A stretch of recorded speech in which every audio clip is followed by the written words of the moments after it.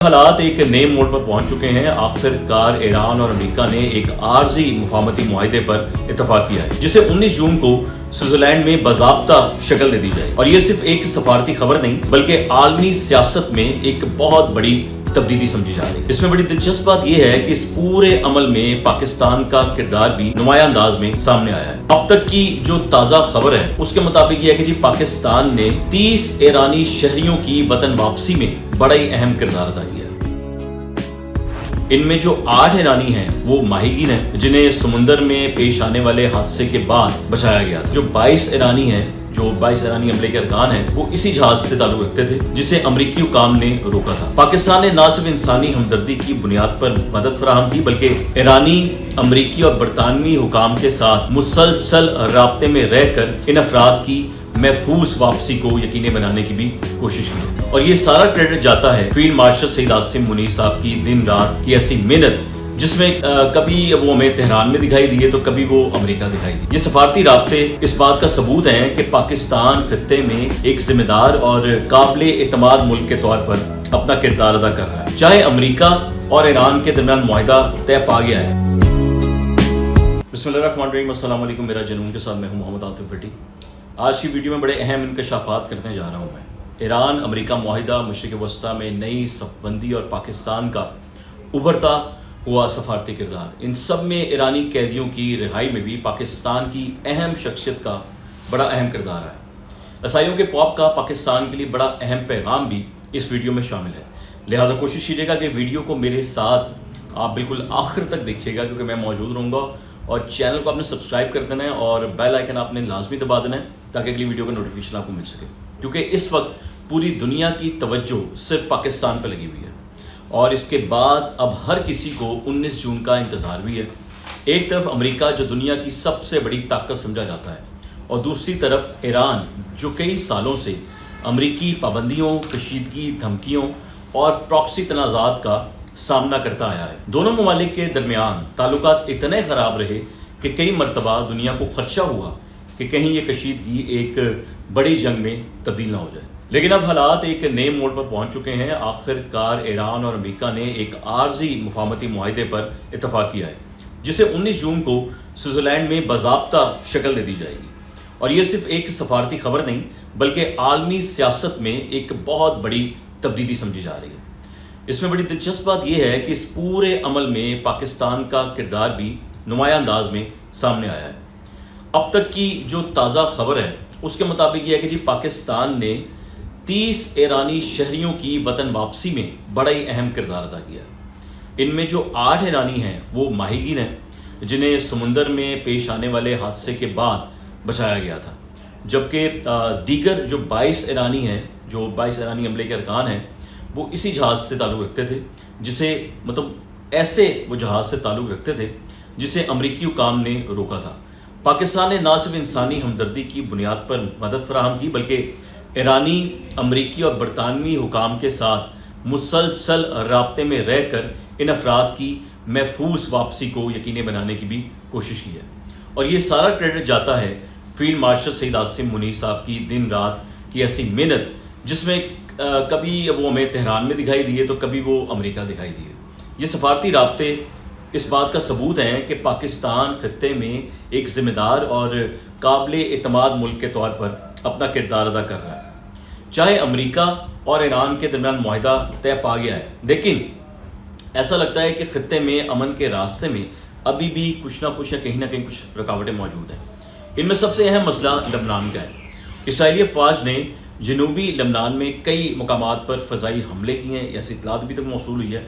और लबनान के जो सरकारी ज़राए हैं उसके मुताबिक ये भी पता चला है कि नब्तिया और अंसारिया समेत मुख्तलिफ़ इलाकों को निशाना भी बनाया गया वहाँ पर। ये हमले ऐसे वक्त में हुए हैं जब जंग बंदी और अमन की बातें की जा रही हैं, जिस पर ईरान का मौक़िफ़ बड़ा वाज़ेह है कि अगर जंग वाकई आपने रोकनी है, जंग को वाकई अगर आप ख़त्म करना चाहते हैं, तो इसका जो इतलाक़ है, इस मुआहदे का जो इतलाक़ है, वो लबनान समेत तमाम महाज़ों पर होना चाहिए कि जहाँ जहाँ इसराइल हमला कर रहा है या किया है।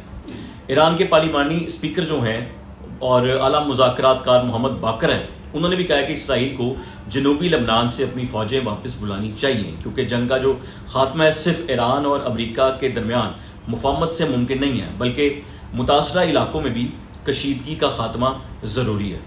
دوسری طرف ایران کی جو فوجی قیادت ہے انہوں نے بھی سخت موقف اختیار کیا ہے، اور خاتم الانبیاء ایک تحریک ہے، انہوں نے خبردار بھی کیا کہ جی اگر اسرائیل نے لبنان میں کارروائیاں جاری رکھیں تو اس سے سخت رد عمل کا سامنا کرنا پڑ سکتا ہے۔ یہ بیانات ظاہر کرتے ہیں کہ چاہے سفارتی دروازے کھل چکے ہیں لیکن خطے میں مکمل امن ابھی بھی ایک بہت بڑا چیلنج بنا ہوا ہے، اور امن خراب کرنے کے پیچھے بظاہر اسرائیلی دکھائی دے رہے ہیں، جو کہ بالکل واضح، جس پہ ٹرمپ بھی باقاعدہ اسرائیل کے وزیر اعظم پہ ایک بار غصہ ہو چکا ہے۔ اب ذرا ایران کے اندرونی معاملات کی میں آپ کو کہانی بھی سنا لیتا ہوں۔ جہاں ایک طرف حکومت اس معاہدے کو سفارتی کامیابی قرار دے رہی ہے، وہیں ملک کے سخت گیر حلقوں میں، یعنی آپس میں سیاسی معاملات بھی تو ہوتے ہیں نا کچھ، وہاں یہ بحث ایک جاری ہے کہ جی بعض سیاستدانوں کا الزام ہے کہ مذاکراتی ٹیم نے رہبر اعلیٰ یعنی کہ مشتبہ خامنی کی بعض جو سرخ لائنیں تھیں، یعنی ریڈ جو اس کی لائن تھی، ان سے انحراف کیا ہے۔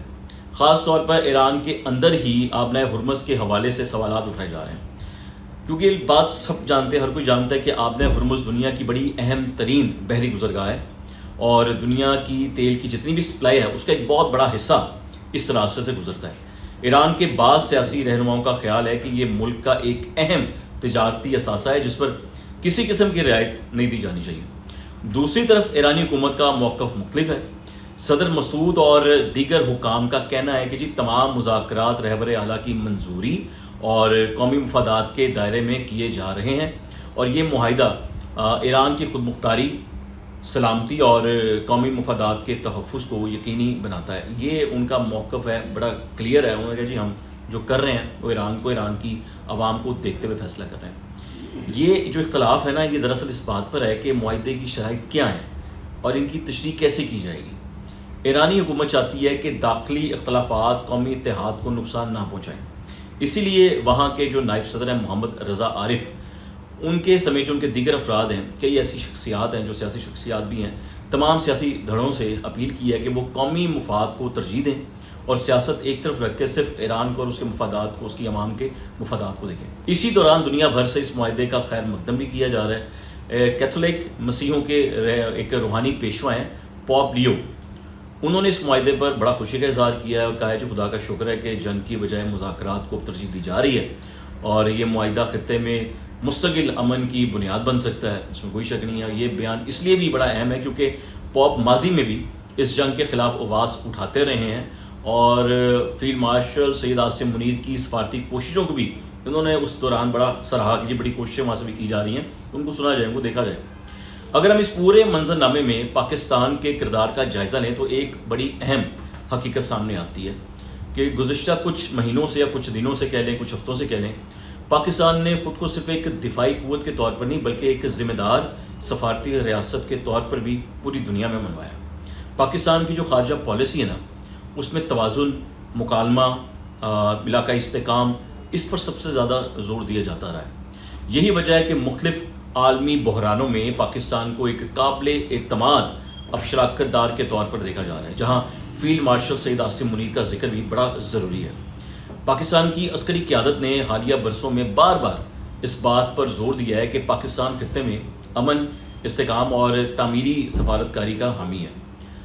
فیلڈ مارشل سید عاصم منیر کی قیادت میں پاکستان نے قومی سلامتی اور علاقائی استحکام کے درمیان توازن کو قائم رکھنے کی بھرپور کوشش کی، اور ایک مضبوط دفاعی پوزیشن کے ساتھ ساتھ پاکستان نے ہمیشہ مذاکرات اور امن کو ترجیح دینے کا ہی پیغام دیا۔ اسی پالیسی کا نتیجہ ہے کہ آج پاکستان کو مختلف علاقائی اور انٹرنیشنل ایشوز، یعنی کرنٹ افیئرس کہہ لیں، انٹرنیشنل کرنٹ افیئرس کہہ لیں یا بین الاقوامی معاملات کہہ لیں، ان میں ایک سنجیدگی سے سنا جا رہا ہے۔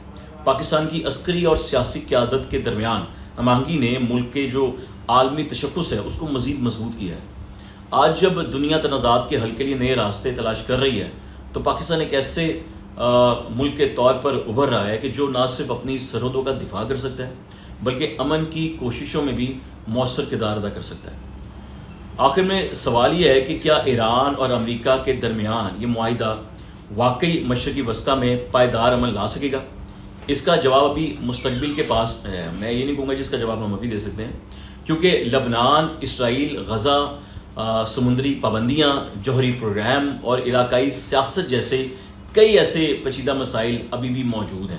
لیکن ایک حقیقت سے انکار ہم بالکل بھی نہیں کر سکتے کہ مذاکرات کا آغاز، کہیں بھی مذاکرات اگر ہوں، کہیں بھی ٹیبل ٹاک ہو، وہ ہمیشہ ایک لڑائی کو، جنگ کو وہ اس کا خاتمہ کرنے کے لیے، اس کو روکنے کے لیے سب سے پہلا قدم ہوتا ہے۔ اگر تمام فریق دانش مندی سے، برداشت سے اور سفارتکاری کا راستہ اختیار کرتے ہیں تو یہ معاہدہ آنے والے برسوں میں پورے خطے کے لیے ایک نئی امید ثابت ہو سکتا ہے، اور اگر ایسا ہوتا ہے تو پاکستان کا کردار، اس کی سفارتی کاوشیں اور امن کے لیے اس کی مسلسل حمایت یقیناً ہسٹری کے، یعنی تاریخ کے ایک سنہرے حروف میں، صفحات میں، مثبت انداز میں یاد رکھی جائے گی۔ آج پوری صورتحال کے بارے میں میں یہ کہوں گا کہ جی اس پوری صورتحال کے بارے میں آپ کیا رائے رکھتے ہیں، کمنٹ کر کے آپ نے لازمی بتانا ہے، اور آپ کا کمنٹ بہت ضروری ہوتا ہے۔ بیل آئیکن آپ لازمی دبا دیجیے گا۔ اگلی ویڈیو کا انتظار کیجیے، تب تک اپنی دعا میں یاد رکھیے گا۔ اللہ حافظ۔